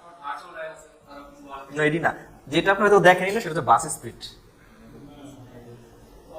ওর ডেটা যে ট্রান্সফার করে কত স্পিডে ট্রান্সফার করে, এর বাস স্পিড যত বেশি হবে র‍্যাম আপনার ওই জিনিসটাকে তত সুন্দর অপারেট করতে পারে, এটা ইম্পর্টেন্ট। প্রসেসরের মধ্যে কি দেখেন? কোন করে আছে, ওকে ফাইন, কোন জেনারেশনের, আর হচ্ছে আর হ্যাঁ থ্রেড দেখেন আর কোড দেখেন, এটা সুন্দর, এটাই চাইছিলাম। কোড দেখি আমরা 4 কোরের থাকে, 8 কোরে, 8 কোর থাকে, এরকম থাকে। দেন এটা তো কমন, i3 i5 এটা তো কমন ইস্যু, আর জেনারেশন তো এটাও কমন। এখান থেকে কোনটা সবচেয়ে বেশি প্রেফার করেন? হার্ড ডিস্কের আপগ্রেড ভার্সন হচ্ছে এসএসডি এর আপগ্রেড কি? NVMe SSD. আচ্ছা তাহলে এটার পার্থক্য কি তাইলে? এর থেকে 4 গুণ স্পিড, এর থেকে 8 গুণ স্পিড হচ্ছে এনভিএমই এসএসডি তে। এগুলো একদম কমন রফ জিনিসগুলা। হোস্টিং যেহেতু আমি বলতেছি ইটস আ ভার্চুয়াল কম্পিউটার, আপনাকে যখন কোনো একটা hosting company hosting I mean server দিচ্ছে, তার মানে সে আপনাকে একটা ভার্চুয়াল কম্পিউটার দিচ্ছে, যেখানে সে আপনার জন্য একটা র‍্যাম দিচ্ছে। এই র‍্যামটা যেটা আমরা এই ফিজিক্যালি কম্পিউটারে বলতেছি র‍্যাম, হোস্টিং এ গিয়ে সেটা হচ্ছে ফিজিক্যাল মেমোরি। জাস্ট এতটুকুই পার্থক্য, বাট জিনিসটা সেম। প্রসেসরের ক্ষেত্রে প্রসেসরের কাজ কি? একটা ডেটা আরেকটা ডেটার মধ্যে কতটা ফাস্ট আদান প্রদান করতে পারে। আমার কাছে একটা সিডি রোম আছে, সিডি রোম তো সবাই চিনেনি, হার্ড ডিস্ক আছে। সিডি রোম একটা ডেটা, আমি একটা ডিস্ক ঢুকাইলাম, এটা হার্ড ডিস্কে কপি করব। কপি করার প্রসেসটা কে কমপ্লিট করে? প্রসেসর না? ওর স্পিড যত সুন্দর আর স্মুথ হবে তত ফাস্ট রেসপন্স করবে। শুধুমাত্র প্রসেসর না, যে এসএসডি তে আমি এটাকে কপি করতেছি, ওর রিডিং স্পিড এবং রাইটিং স্পিড যত সুন্দর হবে তত দ্রুত হবে। আপনার পেন ড্রাইভ অনেকের 1 এমবি করে ফাইল ট্রান্সফার হয়, কারণ 13 এমবি করে যায়। তার কারণে আপনার ওই পেন ড্রাইভের রাইটিং স্পিড, ও যে নিজের মধ্যে নিচ্ছে, নিজের মধ্যে রাইট করছে, তার স্পিড অনেক বেশি। বুঝতে পারছেন? তাইলে আমার যখন প্রসেসরের ব্যাপারটা হোস্টিং এ যাচ্ছে, তখন আমরা দেখি ব্যান্ডউইথ। ইন্টারনেট আপনার ব্যান্ডউইথ দেখেন না, কত জিবি করে ডেটা টানে। হ্যাঁ, এটা চলে আসে কম্পিউটারে ব্যান্ডউইথ। দেন আসে হচ্ছে ওরা কি এসএসডি দিচ্ছে নাকি এনভিএমই এসএসডি দিচ্ছে। এটার থেকেও এনভিএমই এসএসডি থেকে আরো পাওয়ারফুল এবং শক্তিশালী হচ্ছে ক্লাউড স্টোরেজ। বুঝা গেছে? হোস্টিং এর ক্ষেত্রে আপনি যখন হোস্টিং কিনতে যাবেন, এইটা কেমন দিচ্ছে এটা ফ্যাক্ট। এটা বাংলাদেশের টাকার উপরে বলেন অথবা আপনার ওই সার্ভিসের ফ্যাসিলিটিজের উপরে বলেন, ডিপেন্ড করবে। আপনি যদি বলেন আমি কোরাই 9 এর কম্পিউটার দিয়ে সার্ভার বানাবো, এটার প্রাইস, আর যদি বলেন কোরাই 3 পেন্টিয়াম 4 দিয়ে বানাবো, সেম তো হওয়ার কথা না, ডেফিনেটলি পার্থক্য আসবে। আপনি যেখান থেকেই হোস্টিং নেন না কেন, একটা জিনিস সবসময় মাথায় রাখবেন, এই ব্যান্ডউইথ যেন আনলিমিটেড হয়। এটা এই ব্যান্ডউইথ আনলিমিটেড না হলে আপনার ধরেন 110,000 ট্রাফিক হিট করছে, সাইট ব্লক হয়ে গেছে, কারণ ও কভার দিতে পারে নাই। বুঝতে পারছেন? আচ্ছা, আনলিমিটেড হওয়াই লাগবে। আর ফিজিক্যাল মেমোরি সাধারণত 1 জিবি থেকে শুরু হয়। কিছু কিছু খুচরা কোম্পানি আছে 512 এমবি দেয়, বাংলাদেশে দেয় এখন আছে, sorry for this word, okay sorry. আচ্ছা, এগুলো বাদে যেটা আসে সেটা হচ্ছে সার্ভার। আপনি কম্পিউটারটা কেনার পর কোথাও তো কোথাও রাখবেন। আচ্ছা, তার মানে আপনার যে ভার্চুয়াল কম্পিউটার, এটা একটা সার্ভার আছে, কোথাও না কোথাও থাকে। বেসিক্যালি ফ্রি সার্ভার ইউএস এরই হয় স্যার। ইউএস এর ছাড়া রাশিয়ার সার্ভার টু গুড, ইউরোপের সার্ভারও সুন্দর, ইন্ডিয়ার সার্ভারও আছে। বাংলাদেশে ওইভাবে কোনো ডেডিকেটেড আসলে সার্ভার নাই, বাণিজ্যিক ভাবে খুবই রেয়ার। নিজস্ব সরকারি গভর্নমেন্ট প্রজেক্টের জন্য কিছু সার্ভার আছে, দেন ওই কাজেই ব্যবহার হয়। ওইটাও তো রেজাল্ট দিলে আপনারা দেখেন কি অবস্থা। ওইটাই। সো এখন প্রশ্ন হচ্ছে, আমার এই সার্ভার, এই যে এতগুলো সার্ভার আছে, আমার জন্য কোন সার্ভার বেটার? ইউএসএ ফ্রি দিচ্ছে, তার মানে এটাই নিয়ে নেবো কিনা? ডিপেন্ড করবে আপনি যে এই হোস্টিংটা নিলেন, এই হোস্টিং এর মধ্যে দিন শেষে আপনি একটা ওয়েবসাইট হোস্ট করবেন না? ওয়েবসাইট তো হোস্ট, ওয়েবসাইট সমস্ত অ্যাসেট এখানে থাকবে। আপনার এই ওয়েবসাইটের ট্রাফিক বা ভিজিটর কারা? আপনার যেমন দারাজের কথা যদি বলি, দারাজ যেটা বাংলাদেশে, যেটা ওর ইন্ডিয়া থেকে কোনো কাস্টমার যদি আসে আর অর্ডারও দেয়, ওর কোনো যায় আসে, ইউএসও যায়, ওর মূল অডিয়েন্সই হচ্ছে বাংলাদেশ। আমার কি বলে একটা ওয়েবসাইট যদি হয় যে ওয়েবসাইট শুধুমাত্র উত্তরার লোকই দেখুক, ধানমন্ডিতেও দরকার নাই, ধানমন্ডি থেকে অর্ডার আসলে আমি যাবো না ওইখানে, শুধু উত্তরার লোক, তাহলে আমার উত্তরার ব্রাঞ্চের জন্য যদি আমার প্রোডাকশন হাউস বা প্রোডাকশন কিছু করতে হয়, আমি অবশ্যই ম্যানুফ্যাকচার কোম্পানি আমার আশেপাশে রাখা ট্রাই করবো। আমি জিনজিরা যাবো না ডেফিনেটলি, যদি ওইভাবে ঠেকাই না পড়ি আর কি। আমার আশেপাশে যদি সোর্স থাকে আমি ওইখান থেকে ম্যানুফ্যাকচার করা ট্রাই করবো কোম্পানি প্রোডাক্ট গুলা।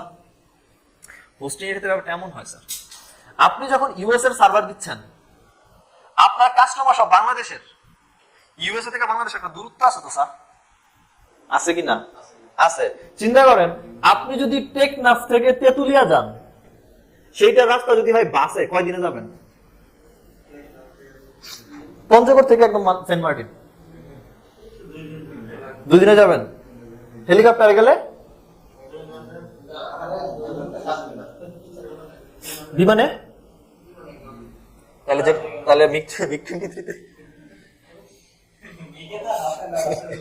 তাহলে আপনার গতি যত বাড়তেছে তত সময় কমতেছে। ব্যাপারটা হচ্ছে স্যার, এই সেম জিনিসটাই যদি ধরেন বিমানের কথাই যদি বলি, পঞ্চগড় থেকে আপনি সেন্ট মার্টিন যাচ্ছেন, সময় নিচ্ছেন 1 ঘন্টা, কক্সবাজার থেকে সেন্ট মার্টিন বিমানে যদি সেম সময় লাগতো, সেম বিমানটাই সময় লাগতো, তো কম, আরো কম লাগতো। সার্ভারটা ব্যাপারটা এরকম স্যার। ওকে ভাই, আমরা জানি যে যত ধরনের ডেটা এখন ট্রান্সফার হয় সব অপটিক্যাল ফাইবারে হয়, ধরে নিলাম অপটিক্যাল ফাইবারই হয়, আলোর গতিতেই হয়। আলোর গতি 3000 মাইল আসা আর 300 মাইল আসার মধ্যে পার্থক্য আছে না? পার্থক্য আছে তো। আমার কান্ট্রির সমস্ত বা আমার ওয়েবসাইটের অডিয়েন্স সমস্ত হচ্ছে বাংলাদেশের, তাহলে ইন্ডিয়ান সার্ভার আমার জন্য বেটার হইতো, কারণ ডেটা খুব দ্রুত ট্রান্সফার করতো, তাহলে আমার ওয়েবসাইটের লোডিং স্পিড ভালো থাকতো, খুব দ্রুত লোড হইতো। যখন আমি ইউএসএ তে যাচ্ছি, ও ডেটা ইউএসএ যাচ্ছে, ওখান থেকে ফিল হয়ে আসতেছে, সময় নিচ্ছে তো, সময় না মানে লোড আমার ইউজারের সামনে কন্টেন্ট ভিজিবল হইতে লোডিং টাইম বেশি নিচ্ছে না। সো ট্রাই করবেন যদি সম্ভব হয়, বিশেষ করে ক্লায়েন্ট কনসালটেন্সির ক্ষেত্রে কথাগুলো বললাম আমি, কারণ অনেক ক্লায়েন্ট এগুলো পেঁচায়, অনেক ক্লায়েন্ট আমার নিজের এক্সপিরিয়েন্স থেকে দেখা, ওই দিনে কি ও জানে কিছুই, কিচ্ছু জানে না, আপনি এইভাবে করেন, ওইভাবে করেন, এমনি না অন্য করেন, কত কিছুই জানে না। এটা বাংলাদেশের নেচার ক্লায়েন্টের। ফেসবুকে একটা অ্যাড রান করতে দিচ্ছে, আগার কেউ ধরেন, আচ্ছা বরিশাল ধরেন না, নোয়াখালী ধরেন, এক্সপার্টটা আমি, অ্যাড রান করবো আমি, লেট মি রিসার্চ আপনার প্রোডাক্ট কোথায় গেলে ভালো হয়, ওইটা করেন, ওইটা করেন না, ওই জায়গায় যান, ওই জায়গায় করেন না, সে সেল আসে না, আপনি কাপারেন। এটা হচ্ছে আমাদের দেশের ক্লায়েন্টের চিন্তা ভাবনা, পাশাপাশি যদি বিহেভিয়ার, এটা কমন। তো এই ধরনের প্রবলেম গুলো যদি ক্লায়েন্ট সামনে থ্রো করে, আমি কোন জায়গায় যাবো, কেন যাবো, এটা বুঝায় বলার ক্যাপাবিলিটি আপনার মধ্যে থাকা উচিত। ওই যে যদি আউলিয়া লেভেলে যাইতেছেন, তাহলে এগুলো আবার ছেড়ে দেওয়া দরকার নেই, ঠিক আছে? তাহলে এই হোস্টিং কেনার জন্য স্যার এই সেম প্ল্যাটফর্ম, নেমচিপ বলেন, আর ওই যে আরো 2-3টা দেখলাম ওইটা। এবার হোস্টিং এর মধ্যেও যেমন ডোমেনের মধ্যে নিউ ডোমেন আর হচ্ছে এক্সপায়ার ডোমেন ছিল, হোস্টিং এর মধ্যে পার্থক্য আছে। একটা shared hosting, WordPress, reseller, VPS dedicated, আর হচ্ছে নরমাল। এই ডেডিকেট মতো ধরি, শেয়ার্ড হোস্টিং হচ্ছে আপনার বাড়ি ইন্টারনেটের মতো স্যার, আপনার যে আইপি আপনার ওই আইপি, যেটা যে 500 টাকা করে চালাই না আমরা ইন্টারনেট গুলা, সবার সেম আইপি থাকে, তার মানে আপনার সমস্ত কম্পিউটার এক জায়গায় লোকেট করা, এটা হচ্ছে শেয়ার্ড আইপি বলে। এই শেয়ার্ড আইপির হোস্টিংটা মানে হচ্ছে এই কোম্পানি আপনাকে একটা সার্ভারে নিয়ে যাবে, এই সার্ভারে ক্যাএস এর ওয়েবসাইটও আছে, আমারও আছে, রাহারও আছে, এবিসিডিরও আছে, বুঝা গেছে? সবার ফাইল এক জায়গার ভিতরে। চিন্তা করেন অ্যাটাকার যদি কোনোভাবে সার্ভার অ্যাটাক দিতে পারে, হচ্ছে অসুবিধা। সুবিধা হচ্ছে কম দামে পাচ্ছি। ওয়ার্ডপ্রেস হোস্টিং হচ্ছে আমরা ওয়েবসাইট ডিজাইন শিখছি ওয়ার্ডপ্রেসে, শুধু ওয়ার্ডপ্রেসকে ডেডিকেটেড করে শুধু ওয়ার্ডপ্রেস বানানো, আর কিছু না। তার মানে শেয়ার্ড হোস্টিং আর ওয়ার্ডপ্রেসের মধ্যে পার্থক্য হচ্ছে, ওয়ার্ডপ্রেস হোস্টিং কিনলে আপনি শুধু এই হোস্টিং এর মধ্যে ওয়ার্ডপ্রেস ওয়েবসাইট বানাতে পারবেন, কিন্তু আপনি যদি কাস্টম কোডিং করে ওয়েবসাইট বানান, যে র কোডিং এর যে ওয়েবসাইট গুলো বা লারাভেল দিয়ে ওয়েবসাইট বানান, পাইথন দিয়ে ওয়েবসাইট বানান, তাহলে আপনি এটা এখানে হোস্টিং করতে পারবেন না। কিন্তু শেয়ার্ড হোস্টিং এর মধ্যে সব ধরনের ওয়েবসাইট হোস্টিং করতে পারবেন। এটা হচ্ছে দুটোর মধ্যে পার্থক্য। ডেডিকেটেড শুধু ওয়ার্ডপ্রেসের জন্যই, যারা শুধু ওয়ার্ডপ্রেস দিয়ে ওয়েবসাইট বানায় তাদের জন্য। রিসেলার হোস্টিং হচ্ছে ওই যে বাংলাদেশে কিছু ডিলার থাকে না, আকাশ ইলেকট্রনিক্স, বাতাস ইলেকট্রনিক্স, অল্টারনেট প্রোডাক্ট বেচে, সিঙ্গারের প্রোডাক্ট বেচে, ওই টাইপের। বাংলাদেশে কিছু কোম্পানি আছে, নাম না বলি, বলা উচিত না, ওই যে বলে 1500 টাকায় ডোমেন হোস্টিং নিয়ে নিন। ওরা যেটা করে এই সমস্ত কোম্পানির কাছ থেকে রিসেলার নেয়, ডিলারশিপ নেয়, যে নিজের একটা ওয়েবসাইট বানায়, নিজের একটা প্রাইস লিস্ট বানায়, মানে এদেরটা বিক্রি করতেছে, এটাই জাস্ট ডিলারশিপ নিচ্ছে, আর কিছু না। নেমচিপও ডিলারশিপ দেয়, যদি বিজনেস করতে হয় এখান থেকে করতে পারেন। বুঝা গেছে? হ্যাঁ, যেমন দেখেন ও বলতেছে ইউএস এর ডেটা সার্ভার ফি দেবে প্রতি মাসে আপনি ওকে $19, মানে ধরেন $20 কত হয়, 2000 টাকা। প্রতি মাসে 2000 টাকা করে দিবেন, আপনার 25টা সি প্যানেল দিবে, 30 জিবি এসএসডি দিবে। 25টা সি প্যানেল মানে 25 জনের কাছে আপনি বিক্রি করতে পারবেন। তাহলে আপনি 2000 টাকা দিয়ে কিনছেন এক মাসের জন্য, তাহলে বিক্রি করছেন 25 জনের কাছে, হিসাব করে নেন আপনার কি পরিমাণ আসছে। আপনি একজন যদি বলে 20 জিবি নিবে, একজন যদি 5 জিবি নিবে, ওইভাবে দিবেন। বাংলাদেশ জিবি খুচরা বেচে 1 জিবিও দেয় বাংলাদেশে, 1 জিবিও দেয়। বাট এই 1 জিবির অসুবিধা কি জানেন? সিম্পল একটা প্লাগইন ইনস্টল দিবেন, সাইট ভেঙে যাবে। এটা 1 জিবি সুবিধা। ওকে, ভিপিএস হোস্টিং হচ্ছে সবথেকে ভ্যালুয়েবল হোস্টিং, যেটা আপনাদের পুরো ভার্চুয়াল একটা ওয়ার্ল্ড ক্রিয়েট করে দিবে। যেমন এখানে বলছে এখানে আপনার 2 সিপিইউ কোর দিবে, ওই যে কোরের কথা বলছিলাম তখন, আপনি সাথে 2 জিবি র্যাম দিবে, 40 জিবি 1000 জিবি ব্যান্ডউইথ দিবে। এখানে 4টা কোর দিবে 6 জিবি, এখানে 8 কোরের সিপিইউ দিবে, 12 জিবি র্যাম দিবে, মানে ফুল একটা কম্পিউটার। এটা দ্বারা এটার মধ্যে আপনার কম্পিউটারের ওয়েবসাইট হোস্টিং করা মানে হিউজ। এটা কিনতে গেলে এই প্রতি বছর এই হচ্ছে সার্ভিস চার্জ। ডোমেইন যেমন প্রতি বছর রিনিউ করতে হয়, হোস্টিং প্রতি বছর রিনিউ করতে হয়। এটা হলো একটা ইয়ারলি প্রাইস। এরপরে যদি আসেন যে একদম ডেডিকেটেড সার্ভার, তার মানে একদম এই যে কোন সার্ভারের কথা বলছি, আপনার জন্যই বানানো হচ্ছে একটা সার্ভার, শেষ। এখানে আপনার ছাড়া আর কিছু নাই, আপনার কন্টেন্ট ছাড়া। এটা হচ্ছে ডেডিকেটেড সার্ভার। ডেডিকেটেড সার্ভার যদি আপনি ইয়ারলি বিল দেখেন, এর হচ্ছে ইয়ারলি প্রথম বছরে $600 মতো, যেখানে আপনাকে 3.4 GHz এর প্রসেসর দিচ্ছে 4 কোরের, তার মধ্যে 8 জিবি DDR4 এর র্যাম ব্যান্ডউইথ সহ। এটাতে দিচ্ছে হচ্ছে জেননের প্রসেসর দিচ্ছে, সাথে 6 কোর 64 জিবি DDR4 এর র্যাম। আর এটাতে কি দিচ্ছে? এটা দিচ্ছে 128 জিবি র্যাম, সাথে NVMe এর 1 টেরাবাইট 4 গুণ করলে যা হয় এই পরিমাণ স্টোরেজ দিচ্ছে আপনাকে। এর ইয়ারলি প্রাইস হচ্ছে এখন এই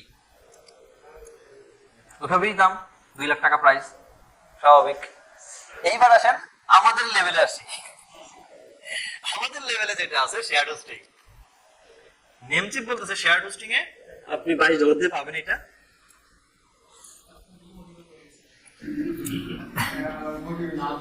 যেখানে আপনি একটা হোস্টিং নিলে, এই একটা হোস্টিং এর ভিতরে আপনি একসাথে 3টা ওয়েবসাইট চালাতে পারবেন, 20 জিবি এসএসডি দেওয়া হবে আপনার। এটা হচ্ছে একটা।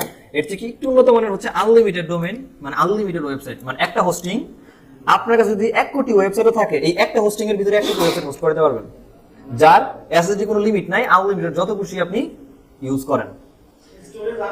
হ্যাঁ, এই যে আনলিমিটেড এসএসডি যত খুশি আপনি ইউজ করেন। এটা যেটা দিচ্ছে হচ্ছে $34 আনলিমিটেড ওয়েবসাইট, আনলিমিটেড এসএসডি। এটা হচ্ছে $58 আনলিমিটেড, বাট এটা এসএসডি লিমিট করছে। এখন প্রশ্ন হচ্ছে এটা কম দামে আনলিমিটেড দেওয়ার পর এটা কেন লিমিট দিল? তার কারণ হচ্ছে এই ব্যক্তি ক্লাউড স্টোরেজ দিচ্ছে। এ শুধু এসএসডি দিচ্ছে, কিন্তু এই এসএসডি দিচ্ছে সাথে দিচ্ছে ক্লাউড স্টোরেজ। পার্থক্য হচ্ছে এখানে। এই যে প্রাইসটা বললাম কত, $22 তো, ধরেন ভ্যাট সহ $23, তাহলে কত আসলো? 2300 টাকা। 2300 টাকা। আর ডোমেনের দাম ধরেন আরো $10, তাইলে 1000 টাকা, 3300, ধরেন 3500 টাকা। 3500 টাকা দিলে আপনি এই নেমচিপ থেকে পাচ্ছেন হচ্ছে ডোমেন হোস্টিং। আমি শিওর অনেক কোম্পানি আছে যেখানে 1500 টাকা দিয়ে 10 জিবি হোস্টিং একটা ডোমেন ফ্রি পেয়ে যাবেন। পাইতেই পারেন, সমস্যা নাই। যেখানে আবার রকেট বিকাশে পেমেন্ট করতে পারবেন, যেখানে এখানে ফ্যাসিলিটিস নাই। পার্থক্য হচ্ছে সাপোর্ট, পার্থক্য হচ্ছে এদের সার্ভিস এন্ড এদের backup system, bandwidth, others facilities গুলো। এই আদার্স ফ্যাসিলিটিস গুলো একটা কি কি আছে এগুলো নিচের দিকে আসলে পাওয়া যাবে স্যার। এখানে ডিস্কের একটা স্পেস দিচ্ছে, ভালো কথা, 20 জিবি। এখন কথা হচ্ছে আমি আপনাদের বলছি বাংলাদেশে যে কি প্রবলেমটা, এই 1500 টাকা যে আমরা কিনি বা 2000 টাকা দিয়ে কিনি, কেনার পরে প্রবলেমটা আসলে কই হয় এটা একটু বুঝে নেন। আমি আপনাদের পুরো এতটুকু ঘর দিছি, নেমচিপ এতটুকু ঘর দিছে, বাংলাদেশি কোম্পানি আপনাকে এতটুকু ঘরই দিছে। নেমচিপ বলছে এখানে 3 লাখ ফাইল বানাতে পারবেন, ওকে। বাংলাদেশি কোম্পানি বলছে 1000 ফাইল বানাতে পারবেন। কারণ আপনার যত ফাইল কম হবে, তাহলে আপনার ওইখানে কন্টেন্টের রেশিও কমবে। বুঝা গেছে? এখানে একটা মারাত্মক অপশন আছে, সেটা হচ্ছে file in note limit 3 lakh, যেটা বাংলাদেশের কোম্পানিতে কিনতে গেলে 3 লাখ পাবেনই না, আর কম পাবেন। তো ফাইল যত কম হবে তত আমার কাছে ফাইল বানানোর ক্ষেত্রে গেলে সমস্যায় পড়বো আমি। আমার ওয়েবসাইটে আমি একটা হোস্টিং শুধুমাত্র ওয়েবসাইট বিল্ডের জন্যই বানানোর ব্যাপারটা এমন না। ওই যে অনেক প্রফেশনাল ইমেল ইউজ করে না, যেটা কর্পোরেট মেল বলি, info@omuk.com, এই মেলগুলোও এই ডোমেন থেকেই আসে, হোস্টিং থেকেই বানানো হয়। ওইখানেও ফাইল ক্রিয়েট হবে, কাস্টমারদের ফাইল ইমেল আদান প্রদান হবে, ওইখানে গিয়ে ফাইল বানানো হবে, ওইখানে গিয়ে ধরা খাওয়া যায়। ঠিক আছে, এছাড়া ব্যান্ডউইথের একটা ব্যাপার ছিল, আপ টাইম 100%, লোডশেডিং হবে স্বাভাবিক না? এখন লোডশেডিং হওয়া মানে তো আমার কম্পিউটার বন্ধ, মানে ভার্চুয়াল যে সার্ভার বন্ধ মানে আমি রিকোয়েস্ট দেওয়া মানে সার্ভার ডেটা তো আমার দিচ্ছে না। নেমচিপ যেটা আপ টাইম রাখতে সেটা হচ্ছে আপনার ইউএসও সার্ভার যদি বন্ধ হয়ে লোডশেডিং হয়, এটাকে ইনস্ট্যান্ট অন্য সার্ভারে শিফট করে দেওয়া হবে, যেখানে আপনার ওয়েবসাইট যেন ডাউন না হয়। এটা একটা ফ্যাসিলিটিস পাওয়া যাচ্ছে। এই বাংলাদেশে আরেকটা সমস্যা করে, সেটা হচ্ছে আপনার 10 জিবি দিবে কিন্তু মাত্র ওয়েবসাইট চালাতে পারবেন একটা। 10 জিবি কিন্তু একটা ওয়েবসাইটের জন্য অনেক, বা 5 জিবি বলেন অনেক, কারণ একটা ইমেজ ফাইলের সাইজ হয় 10 কেবি, 20 কেবি, 13 কেবি, 14 কেবি, সেখানে 20 জিবির হিসাব করলে তো হিউজ না। তো এই হিসাব করলে একটা ওয়েবসাইট দিয়ে 20 জিবি শেষ করা অনেক কঠিন হয়ে যায়, হয় না যতই বলুক। আর ব্যাপারটা এমন, ওই যে তখন দেখলাম রিসেলারে 30 জিবি, আপনি আমার বলতে পারেন আমার 10 জিবি দেন, আপনার একটা প্যানেল বানাইছে যেখানে শো করছে 10 জিবি, মূল 30 জিবির ক্ষমতা কার কাছে? আমার কাছে। আপনার কাছে কিনছেন না, আপনি 20 জিবি দেন, আমি দিছি, আপনি শো করতেছেন আপনার প্যানেলে 20 জিবি, মূল 30 জিবি আমার কাছে ছিল, আমার ক্ষমতা আমার কাছে, কিন্তু আপনি আপনার দেখাবো 20 জিবি, আর আপনি কত ইউজ করছেন, আপনার মূল সার্ভার কিন্তু আমি 30 জিবির মধ্যেই রাখছি, শুধু দেখাচ্ছি 20 জিবি, আপনি ইউজ করছেন কত জিবি? 20 জিবির মধ্যে 1 জিবি, তার মানে আমি আপনার 1 জিবি দিছি, আপনার ডেডিকেটেড করে 20 জিবি দেই নাই। এগুলো গোপন কথা বলা, এগুলো হারাম, তারপরে বলতেছি বিকজ অফ জানা উচিত। ওকে, গায়েব সাথে সাথে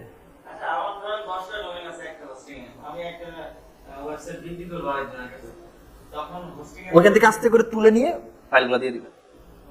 হোস্টিং তো কখনোই দেওয়া হয় না, হোস্টিং আমাদের ফাইল যেগুলো থাকে এগুলো তাকে দিয়ে দেওয়া হয় ডাউনলোড করে জিপ ফাইল আকারে, তার হোস্টিং এটা আপলোড করে দিবে। আচ্ছা, এখানে সাব ডোমেন বানাচ্ছি 30টা, সাব ডোমেন ব্যাপারটা পরে দেখবো। ব্যাকআপ হচ্ছে সপ্তাহে 2টা, এখানে ডেটা সেন্টার দিচ্ছে, সি প্যানেল দিচ্ছে, আর পাশাপাশি বাংলাদেশে যেটা এখনো দেয় না, এটা একটু জিনিস দেখাই নেই। আরেকটা জিনিস দেখে নেবেন, হোস্টিং কিন্তু এগুলো সরি, যেটা ইম্পর্টেন্ট সেটা হচ্ছে ডেটাবেজের ফিচার্স। ডেটাবেজ বানানো হয় হচ্ছে সাধারণত পিএইচপি বাই অ্যাডমিন আর এসকিউএল অ্যাডমিন দিয়ে। এই এসকিউএল অ্যাডমিনে কয়টা ডেটাবেজ বানাতে পারবেন এটাও ফ্যাক্ট। আপনি যদি লিমিট দিয়ে 5টা ডেটাবেজ, আপনি যদি 10টা ডেটাবেজ বানাবেন, তাহলে ডেটাবেজ বুঝেন নাই? কি সমস্যা বলেন? মাইএসকিউএল নিয়ে বোঝা দরকার। ডেটাবেজ মানে বুঝেন যে আমি যে একটা ফাইল বানাইলাম, আমি যেখানে ফোল্ডার রাখলাম, আপনি ফোল্ডারে ঢুকলে যে আপনার ছবিটা দেখবেন, কেমনে দেখবেন? এটাকে তো আমার কোনো একটা লিংকের সাথে কানেক্ট করতে হবে, যে ও আমার ডেটা তো বুঝবে, একজন ব্রাউজার দিছে, ডেটাবেজ বুঝছে কাছে ছবি দেখানো উচিত, ডেটাবেজের সাথে আপনার ছবি লিংক করাইতে হবে না? ফাইল রেখে দাও তো ফাইলই হইলো, ফাইলের সাথে ডেটাবেজ কানেক্ট করে দাও, ব্যাকএন্ড ফ্রন্টএন্ড বলে তো একটা ব্যাপার আছে। এই ডেটাবেজ হচ্ছে আপনার ব্যাকএন্ডের কাজ করে, একটা ফাইলের সাথে একটা ফাইলে লিংক করানোর কাজ করে। এই লিংকের লিমিট হচ্ছে এখানে 50টা, আপনি ফাইল বানাতে পারবেন। বাংলাদেশে অনেক কোম্পানি এখানে 10টা 5টা দিয়ে দেয়, তখন আপনি ফাইল বাকিগুলো বানাবেন কই থেকে? এটা একটা ফ্যাক্ট। তো কেনার সময় এগুলো কম্পেয়ার করে নেবেন, যেখান থেকেই নেন, যে এই কোম্পানি আমার কতগুলো ডেটাবেজ বানাতে দিচ্ছে, এটা ইম্পর্টেন্ট। আরেকটা জিনিস দেখবেন, সেটা হচ্ছে আপনি যে সার্ভার নিচ্ছেন, এই সার্ভার কই থেকে চলতেছে। যেমন এটা হচ্ছে অ্যাপাচি লাইট স্পিডের সার্ভার, অনেক ধরনের অন্যান্য সার্ভারও দেয়, বাট অ্যাপাচি লাইট স্পিডের সার্ভারে ওয়েবসাইট স্পিড ফাস্ট থাকে। এক, পিএইচপির যে ভার্সন দেখতেছেন, এখানে পিএইচপির অনেকগুলো ভার্সন হয়, এখন বর্তমান ভার্সন হচ্ছে 8 পয়েন্ট সামথিং। আপনি এমন একটা কোম্পানি থেকে নিচ্ছেন যার পিএইচপির ভার্সন হচ্ছে 7 বা 6, ও আপডেট করে নাই। এই পিএইচপির ভার্সন আপডেট করা আপনার আমার ক্ষমতায় নাই। যেই ব্যক্তির হোস্টিং বা যেই কোম্পানির হোস্টিং, ওই হোস্টিং এর মালিকই শুধুমাত্র এই পিএইচপির ভার্সন আপডেট করতে পারে। কারণ আপডেট না করলে সুবিধা অসুবিধা কি? আমরা যে থিমগুলো ব্যবহার করি ওগুলো লেটেস্ট পিএইচপি তে বানানো হয়েছে, ব্যাকডেটের সাথে কাজ করবে না। বুঝা গেছে? সো পিএইচপির ভার্সন আপডেটেড কিনা এটাও দেখে নেবেন। এরপর হচ্ছে নোড.জেএস, এটা অনেক পাইথনের যে ভার্সন, রুবির যে ভার্সন, মারিয়াডিবির ভার্সন, জাভাস্ক্রিপ্ট, এগুলো ঠিকঠাক মতো কাজ করে কিনা এগুলো দেখতে হবে। আরেকটা বাংলাদেশে যায় না, সেটা হচ্ছে এসএসএস এক্সেস। এটা কি? ওয়ার্ডপ্রেস যখন আমরা ইনস্টল দিছি, তখন নরমালি তো নাম ঠিকানা দিয়ে ইনস্টল দিয়ে ফেলছি, ওইখানে তারপর আমরা থিম ইনস্টল দিছি, ওই ভিতর থেকে করছি না, বাইরে থেকে কিন্তু কিছু করতে হয় নাই। তো কাস্টম কোডের যে ওয়েবসাইটগুলো, লাইক পাইথন দিয়ে একটা ওয়েবসাইট বানাইছেন, বা একদম র কোডিং দিয়ে ওয়েবসাইট বানাইছেন, তো সার্ভার ইনস্টল দিবেন বা সার্ভার তো লোড দিবেন। সার্ভার লোড দেওয়ার জন্য ইন্টারনাল কিছু করা যায় না, থার্ড পার্টি সফটওয়্যার ব্যবহার করে এক্সটার্নাল থেকে একটা ভিতর ইন্টারনাল দিতে হয়। এবং এটার অ্যাক্সেস নেওয়ার জন্য এই এসএসএস অ্যাক্সেস কাজ করে, যেটা বাংলাদেশে অনেক হোস্টিং কোম্পানি দেয় না। কারণ হচ্ছে চাইলে একজন ডেভেলপার এইটা দিয়ে পুরো এক্সেস সার্ভার নিতে পারে, সার্ভার অ্যাক্সেস নিতে পারে। আর ওইখানে যদি সে অ্যান্টিভাইরাস প্রপারলি না দেয়, আমি ভাইরাস ছড়াই দিতে পারি। বুঝতে পারছি? বাট এরা দিচ্ছে কারণ এদের antivirus security too good and high. এদের এসএসএল ফ্রি, এরা ডোমেনের সাথে এসএসএল ফ্রি দিয়ে দিচ্ছে। 1 বছর, প্রতি 1 বছর পর পর দিয়ে দিবে, সমস্যা নেই। ওইটাও চাইতে আছে, একটু পরে দাঁড়া। আচ্ছা গেল এটা। এখানে এদের সুবিধা হচ্ছে স্যার, এদের একটা হোস্টিং যদি আপনি নেন সর্বোচ্চ 2 বছরের জন্য একসাথে রিনিউ করতে পারেন। ভালো না লাগলে 30 দিনের মানি ব্যাক গ্যারান্টি আছে, 29 দিন ব্যবহার করে ভালো লাগে না টাকা ফেরত দিয়ে দিবে। একবার বলবো না যে কেন ভালো লাগে না, ওকে ফাইন, টাকা ব্যাক। বাংলাদেশ হলে বলতো কেন, ওটা দেখেন। আর এরা আপনি দিতে কেন জিজ্ঞেস করবে না, ভালো লাগে নাই, 29 দিনের মাথায় গিয়ে বলছেন টাকা ফেরত, ওকে দরকার নেই। আচ্ছা এই হলো হোস্টিং। তাহলে এই ডোমেইন আর হোস্টিং পারচেজ করার ব্যাপারটাতে এবার আসি, কিনবো কেমনে। ব্যাপারটা যদি নেমচিপ থেকে হয় তাহলে আপনি হয় প্রথমে ডোমেইন চুজ করেন, আগে হোস্টিং চুজ করেন, ইচ্ছা আপনি কিভাবে চুজ করবেন এটা আপনার ইচ্ছা। কারণ আমি হোস্টিং থেকে শুরু করি, কারণ আমি শেয়ার হোস্টিংটা আমার নেওয়া উচিত এবং শেয়ার হোস্টিং এর এইটা আমি কিনবো। So get started. এখানে হোস্টিং এর পুরো ডিটেইল মোটামুটি প্রাইস সহ দেওয়া আছে। আমি তো নতুন ডোমেইন নিতে চাচ্ছি, মানে এক্সপায়ার্ড ডোমেইন হলো তো নেমচিপ থেকেই নিব, তাই না? তো ওই ডোমেইনটা জাস্ট আপনি এখানে লিখে সার্চ করলে হয়ে যাচ্ছে। লাইক আমি যদি বলি যে ইউসি ইউডিএম 200, আপনার 1 না 2, এখানে অটোমেটিক .com আসছে। এইখান থেকে আপনি এটা মাগনা দিতে আছে, এগুলো চাইলে মাগনা নিতে পারেন। তারপরে বছর থেকে $1 করে রিনিউ করা লাগবে কারেন্ট হোস্টিং। ওকে, টোটাল প্রাইস এত অ্যাড টু কার্ট। এটা আসার পর এই তো টোটাল এখানে দুইটা কানেক্ট হয়ে গেছে। এই হচ্ছে আমার ডোমেইন, তাতে 1 বছর হচ্ছে সাবস্ক্রিপশন ফ্রিতে দিচ্ছে, যেটা আমার ডোমেইনের প্রাইভেসি সিকিউর রাখবে। প্রাইভেসি মানে হচ্ছে আপনি যে ডোমেইন কিনতেছেন, আপনি এখানে ডোমেইন কেনার সময় নেমচিপে ডেফিনেটলি আপনার একটা অ্যাকাউন্ট ওপেন করতে হবে। অ্যাকাউন্ট ওপেন করা মানে আপনার নাম, ফোন নাম্বার, ইমেল অ্যাড্রেস, ঠিকানা সব দিবেন। বাট আমরা চাইলে এই ডোমেইনটা কে কিনছে, কার নামে রেজিস্টার করে বের করা যায়, একদম রিয়েল অ্যাড্রেস। কিন্তু এটা ফেক অ্যাড্রেস চলে আসে যখন আমরা এই প্রাইভেসি দিয়ে রাখি। প্রাইভেসি মানে হচ্ছে আমি আমার নিজের রিয়েল অ্যাড্রেস, রিয়েল ইনফরমেশন আমি দিব না, পাবলিক করবো না। বুঝে গেছে? দ্যাটস ওয়াই এটা একদম ফর এভারের জন্য ফ্রি করা। তার মানে নেমচিপ থেকে আপনি কোনো হোস্টিং আর ডোমেইন কিনলে আপনার ইনফরমেশন বের করবে এমন সিস্টেম আর নাই, হবে না। এখন প্রশ্ন হতে গেলে এই কথা কিন্তু দেখে আসি যে এই ডোমেইনের ইনফরমেশন বের করে কেমনে। সাপোজ হুইজ নামে একটা প্ল্যাটফর্ম আছে, বোরিং লাগতেছে? হুইজ কি, হু ডট ইজ, ওটা জোরে সিম দেন। ওকে, হুইজে আসার পরে ডোমেইন, ধরেন এটা আমার ডোমেইন, আমার নেমচিপ থেকে কেনা, এটাই দিচ্ছি। কে কই থেকে কেন সব আসতেছে, কবে এক্সপায়ার হবে, কোন নেম সার্ভার থেকে চলতেছে, বাট কোনো ইউজার নেম আমার এখানে নাই, সব ভুল ইউজার নেম দেওয়া। এই যে এখানে আমার রিয়েল নেম দেওয়া নাই, এখন খুঁজুক। অনেকে বিজনেস করার জন্য এখান থেকে ডেটা কালেক্ট করে, যেমন এই লিডগুলো কালেক্ট করে করে ওই ডোমেইন ওনারকে নক দেয়, এসইও করা বলেন, ডোমেইন কেনার জন্য বলেন, নক দেয়। সো এগুলো রাখার জন্য হাইড করে রাখতে পারি আমরা। সো এই দুইটা ওকে থাকলে আপনি জাস্ট যদি কুপন কোড থাকে অ্যাপ্লাই করেন এন্ড দেন অর্ডার কনফার্ম করে দেন। $32 without coupon code, coupon code থাকলে দিয়ে দেন। একটা ওয়েবসাইট পাইছি না, এটা আনলিমিটেড না, এটা হচ্ছে 20 GB এসএসডিটা নেওয়া হয়েছে। একটা ডোমেইন নিছি তো স্যার, ডোমেইন একটা, সাথে এই যে স্টেলারের হোস্টিংটা, এই তো যেটা প্রাইস ছিল $22 আর ডোমেইনের দাম হচ্ছে $9.88। তিনটা ডোমেইন, তিনটা ডোমেইন ইউজ করতে হবে। অনেক ওয়েবসাইট আছে যারা প্রোমো কোড দেয়, ওইটা ইউজ করেও করতে পারেন। বাস বাকিটা কনফার্ম করে দেন, দেন আপনি বিটকয়েন বলেন, মাস্টার কার্ড, যেটা ইন্টারন্যাশনাল কারেন্সি সাপোর্ট করে, পারচেজ করে নেন। দেখো না, ওকে, ওটা হচ্ছে এই ডোমেইন হোস্টিং এর ব্যাপার। কি পেপাল যখন হয়ে যাবে, এটা কেনা হয়ে গেলে, মানে এটা যখন ইস্যু হয়ে যাবে বা পারচেজ করা হয়ে যাবে, পারচেজ করার পরপরই নেমচিপ নিজে থেকে আপনার এই ডোমেইনের এগেইনস্টে এসএসএল সার্টিফিকেট দিবে। এই এসএসএল এর ফুল মিনিং কি? সিকিউরিটি। আমরা যখন কোন একটা ডোমেইনে যাই, মানে কোন একটা ওয়েবসাইটে ভিজিট করি, তখন ওয়েবসাইটে ভিজিট করলে দেখবেন স্যার ডোমেইনের নামের আগে http স্পেস করা থাকে। তার মানে কিছু ডোমেইনে দেখবেন শুধু থাকে http শেষ, আর কিছু ডোমেইন হচ্ছে http। যদি ডোমেইনের মধ্যে এসএসএল সার্টিফিকেট ইনস্টল করা থাকে তাইলে এসটা আসে, যদি এসএসএল না থাকে তাহলে নরমাল এসটিটিপি থাকে। এসটিটিপি ফুল মিনিং কি? হাইপার টেক্সট ট্রান্সফার, যেটাকে শর্ট ফর্ম বলে হচ্ছে ডোমেনের প্রোটোকল, ডোমেন প্রোটোকল। তো এই ডোমেন প্রোটোকলের এসএসএল ইনস্টল দিতে হয়। এসএসএল এর ফুল মিনিং হচ্ছে সিকিউর সকেট লেয়ার।